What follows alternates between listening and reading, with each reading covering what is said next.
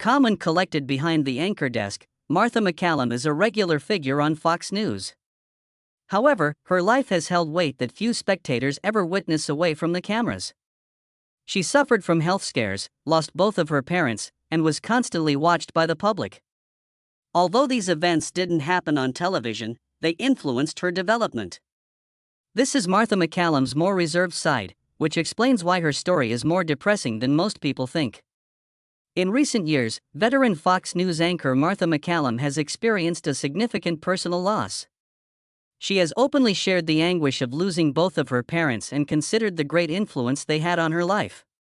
The journalist, who is well known for her consistent presence on The Story with Martha MacCallum, has occasionally spoken up about family tragedies that have influenced her personal life. The Globe was shocked by her terrible account.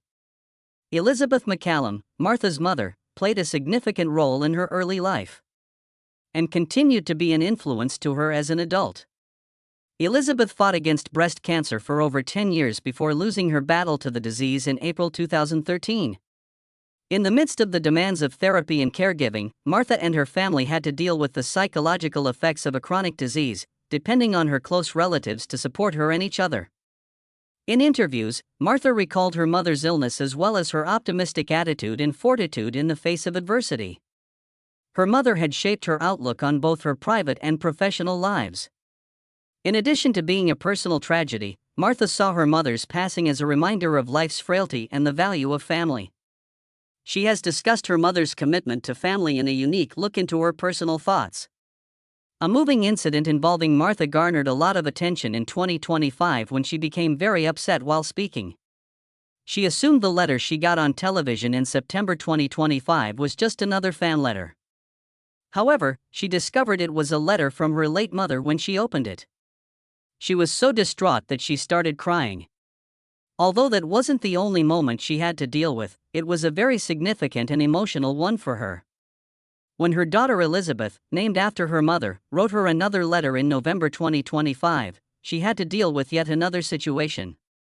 The anchor blinked back tears as she considered her family's past and opened the envelope to read the letter. Then, in December 2025, her son showed her how close her family was by surprising her on set with roses and a letter. However, 2025 was a difficult year for her. Her terrible tale continued earlier in the year when her father, Douglas MacCallum, passed away. In March 2025, her father, Douglas, died at the age of 92. In a heartfelt social media tribute, Martha talked about her father's wisdom, charm, and humor that enhanced his children's lives long before he passed away. She also called him a fantastic parent and terrific friend. She paid tribute to his Korean War service as a Navy officer, and also discussed how much he enjoyed being with his family, particularly her mother. Martha had to deal with the profound gap left by the deaths of both of her parents. At the time of her father's passing, Martha was one of the most well-known personalities on Fox News. On camera, this position needed professionalism and composure. However, the anchor has found numerous opportunities to show sensitivity and real emotion during these times. In her sad life, Martha has experienced many heartbreaking events, and she will always remember the feeling she had upon seeing the horrific Hamas attack. Martha MacCallum describes the unedited footage of the October 7, 2023, Hamas attack on Israel as horrifying and provides a profoundly moving narrative of her recent experience. This, she said, was the most unsettling imagery she had seen in her whole career. After the video was screened to a group of journalists at the Israeli consulate, Martha was able to see events firsthand that many others had only seen in filtered or incomplete portions on broadcast news and social media. Martha informed her audience that she and other journalists had been invited by the Israeli authorities to watch complete recordings of the attack. They were forced to view uncut video taken from the assailants' body cameras, citizen cell phone footage, and CCTV film taken during the day's pandemonium. It was intended to provide them with a comprehensive visual record of the first assault, in which hundreds of Hamas terrorists entered Israeli land and launched surprise attacks on military installations, kibbutzim, and civilian areas. She claimed that even experienced reporters were affected by the unedited film, which was horrifying and extremely taxing. She recalled an eerie picture that has stuck with her ever since it was broadcast on Fox News. She recalled seeing two boys, ages 8 and 10, who were dragged into their kitchen by Hamas fighters after witnessing their father's murder from a grenade. One of the boys was hurt and confused. Martha has stated that she will never forget the boys' cries for their mother as they wonder why they are still alive. She described another unsettling incident. An attacker from Hamas made a taped phone call to his parents. She recounted violent and painful scenes. She appeared impacted at moments as well, and she claimed that many of her co-workers who saw the video experienced similar feelings, including a significant psychological toll. However, Martha has emphasized that the purpose of this video is to ensure that this aspect of the narrative is not overlooked. She believed that this incident was the catalyst for further conflict. She acknowledged that families in the Palestinian territory were suffering. He underlined that the current state of affairs was brought about by the October 7 incident. Martha's comments focused mostly on the attack's human aspect, especially the impact on the children and families affected, rather than just its savagery. She underlined in her account of what she's seen that some of the pictures featured very young victims whose lives were permanently changed during periods of extreme violence. There was a sense of urgency in her narrative to make sure that everyone realized how serious what had happened was. Martha's candor about what she witnessed has been commended by many. She obviously wants to be present at these events that influence how the public perceives international warfare. However, she has had to cope with the psychological damage and emotional strain of what she witnessed ever since she watched the film. She has experienced personal health scares despite all of this. Martha MacCallum has spoken candidly about how cancer has affected her family and impacted her life on a personal and professional level, particularly after witnessing her mother die following a 13-year struggle with the disease. After a protracted battle, the illness took her mother's life, and her immediate family is now more focused on preventive health. It should come as no surprise that Martha is extremely afraid of this. After all, her mother battled breast cancer for over 10 years before passing away in April 2013 after receiving a diagnosis at the age of 65. Elizabeth became the family's emblem of fortitude and optimism during her protracted battle. Elizabeth remained alert and optimistic despite the difficulties of chemotherapy and the uncertainties surrounding her diagnosis, demonstrating a strength that helped Martha navigate her life. Martha has stressed the significance of obtaining supporting medical care and a clear plan due to this anxiety. She has commended her mother's physician at the Weill Cornell Breast Center in New York for giving her comfort and control during the protracted cancer fight. MacCallum described how her mother's confidence enabled her to maintain a busy and meaningful life during many of her cancer years, saying, "It's very reassuring to have a doctor involved who shows you there are tools in the toolbox and there is a plan." Horror. Mother's illness had an effect that went beyond just providing emotional support. As a result, Martha and her family members started taking proactive measures to improve their health. She has prioritized getting screenings on a regular basis.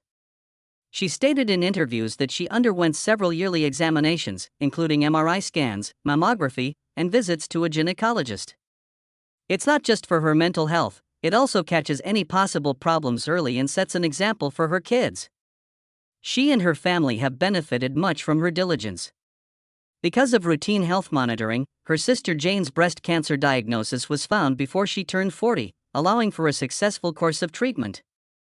The Martha family's losses in 2013 were especially severe because Cecilia, Martha's other grandma, passed away that same year. Both women had a significant role in MacCallum's children's life and added to a year of intense sorrow, but also a greater understanding of the life cycle and legacy. Martha's attitude to her own wellness has been influenced by these personal health scares, and she is still transparent about the adjustments she is making in her life. However, in addition to all of these setbacks, Martha has faced some controversy throughout her career, such as being charged with spreading racial myths. Martha MacCallum, a seasoned Fox News anchor, was embroiled in controversy after making some unexpected remarks regarding George Floyd's case. This sparked concerns about veracity and the propagation of false narratives in the media. During an episode of The Story with Martha MacCallum in April 2021, she asked viewers if Floyd's death was caused by drugs in his system or by the police officer's actions, referencing claims that were being explored at the time. In some media circles at the time, there was a contentious narrative that claimed that toxicology results, not the excessive force employed by Minneapolis police, were primarily to blame for George Floyd's death. She discussed the pills discovered in Floyd's vehicle and mentioned the toxicology results in her speech, suggesting that the drugs rather than the cops' actions might have been the reason for his demise. Whether on purpose or not, she was reinforcing long-standing prejudices about Black Americans' drug use rather than concentrating on the police's involvement in Floyd's death. However, her claims were contested when numerous credible fact-checking organizations and medical analyses refuted the notion that drugs were the reason behind Floyd's passing.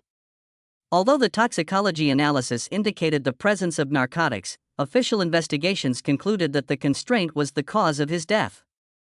Martha's attention was misplaced, according to several commentators. Many have criticized Martha's comments, claiming that she was disseminating a fiction that ultimately avoided responsibility in instances of Black people being assaulted by police. However, several fans claimed that she covered every facet of the legal story in her remarks. Nevertheless, this is among Martha's most contentious professional moments. When she made some false remarks against the LGBTQ community, it got even worse. Martha has also been under fire for her false remarks about President Donald Trump's LGBTQ rights record. Civil rights activists and media watchdogs have closely examined it, claiming that her remarks misrepresented the recorded policy measures. The dispute stems from an America's Newsroom broadcast on July 7, 2025, in which Martha addressed remarks made by Megan Rapinoe, a U.S. women's football player. Trump's LGBTQ record was criticized. Martha framed Trump's public remarks as neutral or even broadly supportive, claiming she had never seen or heard anything in his speech that suggested he wanted to go back in time to a period when LGBTQ Americans were persecuted for their identities. But the media as a whole reacted as soon as she said this. Numerous anti-LGBTQ policies and activities under the Trump-Pence administration were chronicled by a platform called Media Matters for America. It was surprising that Martha remained silent on her show rather than responding to this. Removing Obama-era non-discrimination protections for transgender students, eliminating LGBTQ content from federal health surveys, and intervening in court cases that defended religiously motivated denials of services to same-***** couples were some of the Trump policies that Martha never brought up. Other laws, such as the 2017 prohibition on transgender people serving openly in the military, exacerbated the situation. It demonstrated the extent to which Trump had eliminated the safeguards afforded to the LGBTQ community. However, it was obvious that Martha was ignoring Trump's proven acts in order to portray his policies as not being hostile to LGBTQ rights. She was accused by many of downplaying, hiding, and disregarding Trump's behavior. On TV, she has also experienced several difficult times. Citing instances in which she had disagreements with the subjects of her Fox News interviews. On-air interactions between Martha and interviewees have occasionally been tense. These incidents have garnered a lot of attention, not only because of the topics they discussed, but also because her interviewing technique and handling of difficult dialogue have drawn criticism. During a segment of her show in August 2020, Martha asked Hawk Newsome, a leader with Black Lives Matter of Greater New York, about remarks made by another activist who seemed to support looting as a form of reparations. This was one of the most talked about incidents. Martha pressed Newsome to discuss the moral ramifications of destroying property during protests by asking him repeatedly if he agreed that robbing stores like Macy's or Gucci was morally acceptable. But Newsome never responded to her straightforward query. Instead, turning attention to more general critiques of systemic problems including police. Martha finally terminated the interview in the middle of a section after Newsome repeated his more general political complaints and declined to specifically address whether looting was warranted. This was a major moment in broadcast television, according to many analysts. As Martha attempted to return the topic to her first query, the tension in the exchange increased significantly. While Newsome continued to sidestep the subject by bringing up other issues like racial injustice and police brutality. Another fascinating part had Martha and Randi Weingarten, the president of the American Federation of Teachers, discussing curriculum standards and educational policy, particularly the disagreements over critical race theory and the proper teaching of U.S. history in schools. When Weingarten stopped Martha in April 2025 and called her sweetheart while attempting to make a point, the tone of the interview changed from being straightforward to confrontational. Said, "Please don't call me sweetheart," in response to the casual address. The comments, which drew a boundary between personal and professional matters, have generated conversation on social media.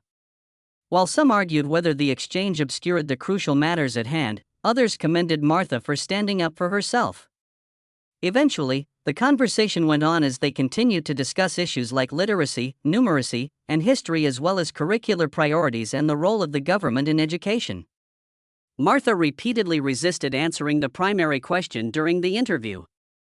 Despite everything, Martha's career is still going strong, and she is still one of the top Fox News anchors. However, when she penned a book on their family's past, everyone was taken aback by the tragic tale.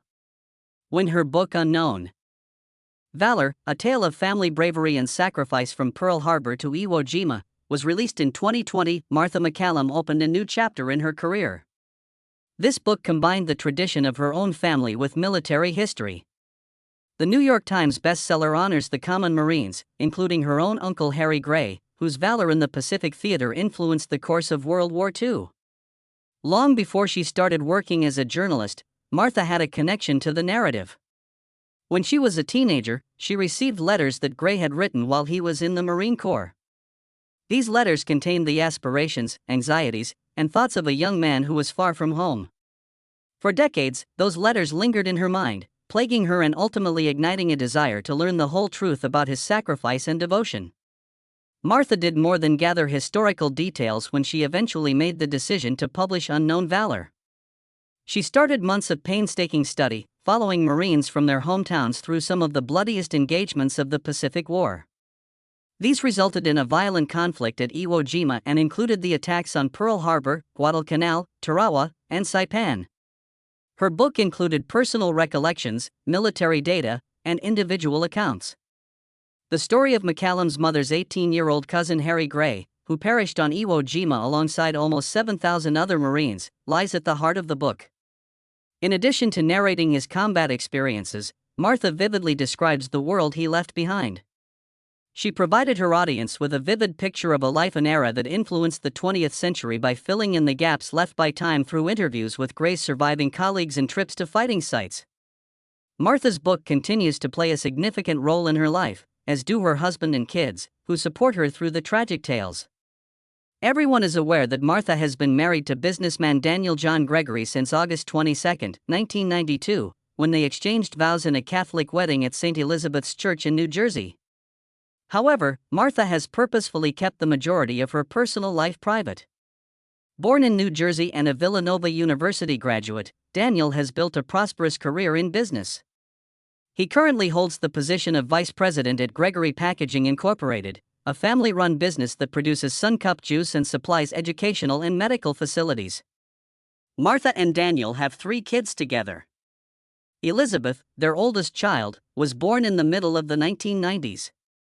She studied political science in college and even made a voluntary appearance on Fox News. And thereafter held positions as political advisors. Edward, their son, is employed in finance in New York City after earning an economics degree from the University of Notre Dame in 2021. Harry, the youngest, has a smaller public profile but has appeared alongside his mother on Fox shows like Cooking with Friends and on Martha's Instagram. The family, who live in New Jersey, manages Martha's prominent media profession while maintaining a private home life. There hasn't been a significant public problem in their marriage, despite the rumors. The tragic tale of Martha MacCallum of Fox News is simply depressing and serves as a reminder of the difficulties she has encountered. Which of these scandals, from losing her parents and worrying about cancer to workplace disputes, do you find most shocking? Please share your opinions in the comments section. We appreciate you watching this video, and we'll see you in the next one.